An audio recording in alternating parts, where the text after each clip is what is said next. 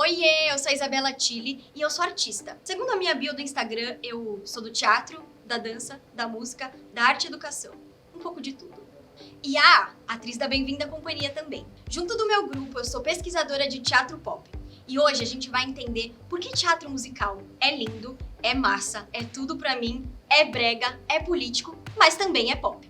É uma coisa que eu gosto muito e faz muito parte da minha vida. Inclusive, eu sinto muito mais facilidade de me conectar com esse gênero do que só com o texto dramático. Mas não são todas as pessoas que acham o teatro musical um acontecimento brilhante na face da Terra. Então eu resolvi trazer essa discussão aqui a partir de referências que eu gosto muito. Bora? A melhor forma de entender como os musicais se conectam com a gente é parando e olhando para a estrutura dele, que nem sempre foi pop. Aliás, quase nunca foi pop. Por muito tempo, a estrutura costumava ser muito repetitiva e bem quadradinha mesmo. Em shows mais tradicionais como O Fantasma da Ópera, ou O Les Mis, ou Sound of Music, A Noviça Rebelde. Esses musicais grandes chamados de blockbusters da Broadway, que atraem muitos turistas e são tão lucrativos que acabam ganhando montagens aqui no Brasil também. Sorte a nossa, né? O primeiro número, ou o número de abertura de um desses musicais tradicionais, costuma ser grandioso e tem muitos atores no palco. O famoso ensemble, que é o coro, ou todos aqueles cantores, atores e bailarinos que compõem a história. Essa é a música que vai dar o tom da peça, ou vai mostrar o que vai ser falado nas próximas 2h30 seguintes. O musical é longo mesmo. Particularmente, eu como fã e estudante de teatro musical, adoro entender o que eu vou assistir através do número de abertura. É a partir dele que o público se prende na história, e a gente entende um pouco sobre o estilo e a estética do que vai ser falado. Ele geralmente não apresenta os conflitos de uma forma muito clara e concreta, mas ele dá o tom do que vai ser falado, e é isso que importa. Olhem só esses números de abertura e percebam os diferentes tons. Chicago, um musical bem burlesco e cheio de jazz. 5, 6, 7, 8.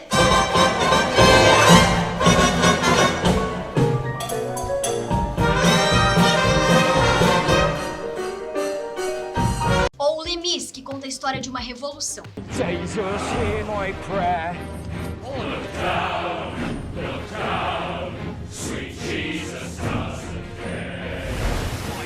Ou até Anastasia, que conta a história da família real.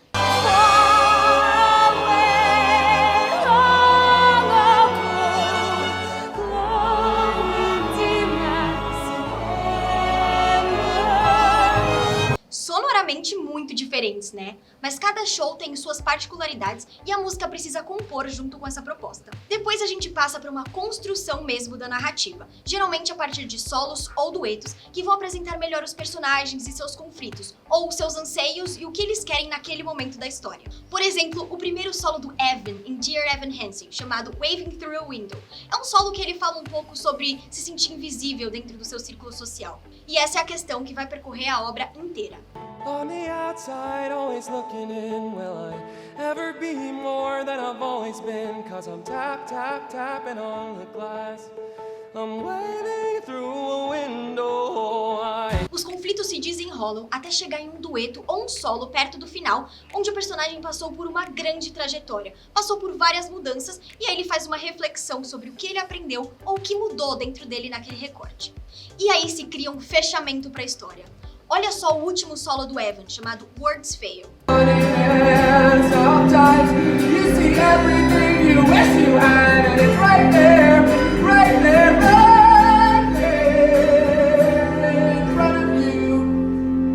Conseguimos enxergar uma jornada do personagem só olhando para o solo inicial e o solo final. E assim temos uma estrutura narrativa musicada. Yay! This is musical theater!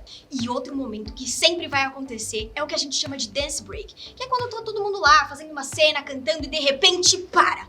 Todas as vozes silenciam e começa uma música estridente, todo mundo começa a dançar, todo mundo sabe a coreografia, o sapateado rolando solto, um joelho na cabeça, a plateia vai à loucura! E de repente para e tudo volta ao normal como se nada tivesse acontecido. Um exemplo incrível disso é a coreografia Uga Uga, do Peter Pan musical.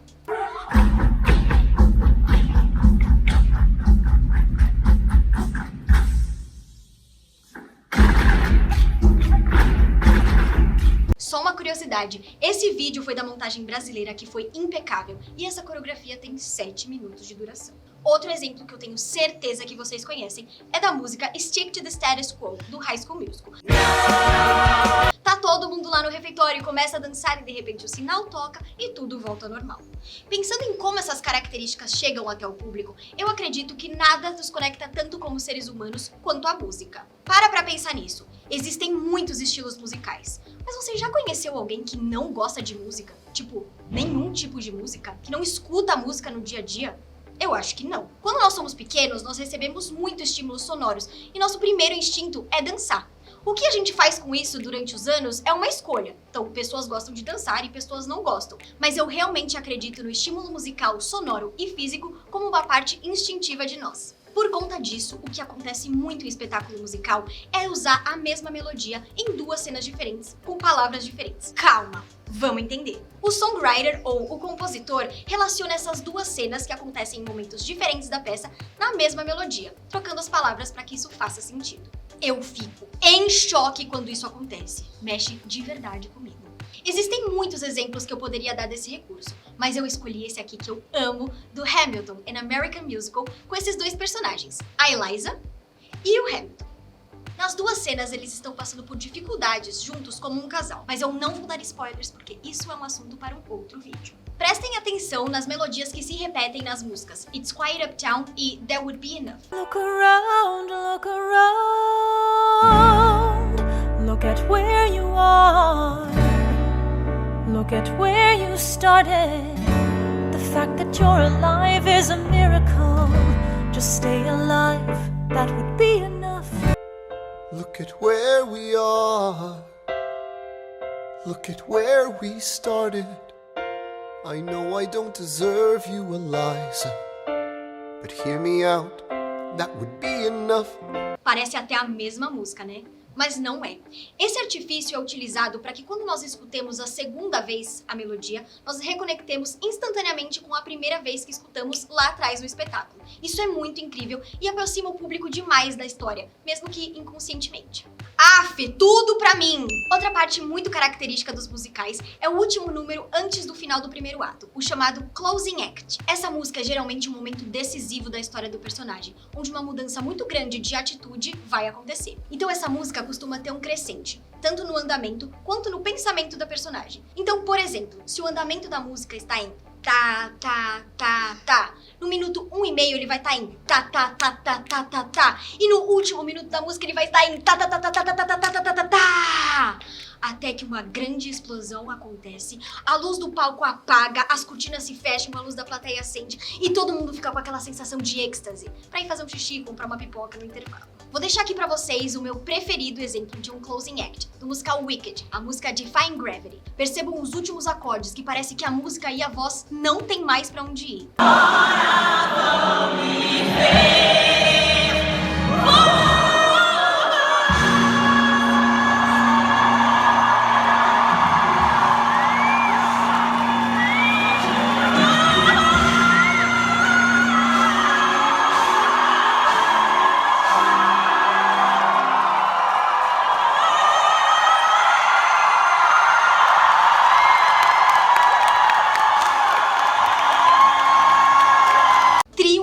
Né? O público vai para o intervalo do show com a memória corporal do que eles sentiram naquele momento.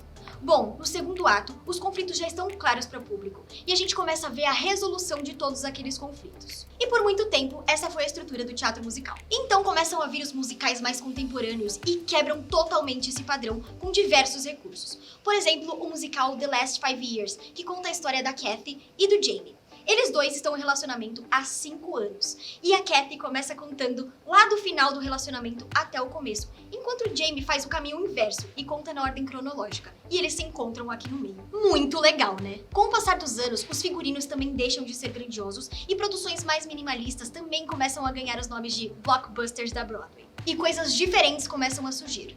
Como, por exemplo, musicais com bonecos ou os famosos puppets, como Avenue Q. Musical em formato de teatro de arena, como em Once on This Island. Palcos não convencionais, como o de Hamilton. É importante pensar também que o teatro é espelho da vida, né? Sendo ele feito de uma forma realista ou não, ele mostra particularidades humanas que todos nós conhecemos ou já vivemos. E isso faz com que nós nos reconheçamos na história que está sendo contada. E o musical é uma quebra gigante disso, porque na vida real ninguém vai estar indo pro trabalho às 7 horas da manhã dentro de um ônibus lotado e todos os passageiros, o motorista e o cobrador vão começar a mesma coreografia triunfal no meio do nada. Por que não, gente? Mas a música entra nesse lugar do personagem ter as coisas tão grandes dentro dele que suas palavras não expressam o que ele sente. Por isso, ele canta. Eu acredito que seja por isso que muitas pessoas amam o estilo do teatro musical e se prendem nisso com mais facilidade do que só o texto dramático. Ao mesmo tempo que muitas outras pessoas se sentem afastadas desse gênero, por não sentirem identificação com a forma que questões humanas são retratadas no palco. Bom, existe um universo imenso dentro desse gênero, mas hoje eu fico por aqui. E eu espero que esse vídeo tenha feito você sentir um pouquinho mais de vontade de conhecer mais sobre teatro musical. Então volta lá nas referências que eu deixei aqui, porque eu tenho certeza que você vai se apaixonar tanto quanto eu. Então curte esse vídeo, comenta aqui, manda pros seus Broadway friends. Um beijo em vocês e fiquem bem pop!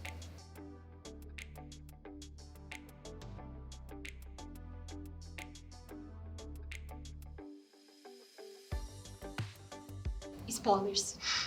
Nossa, sabe falar in American Musical. Sabe falar eu errei. Tá bom. Uma mudança vai mudar. Meu Deus!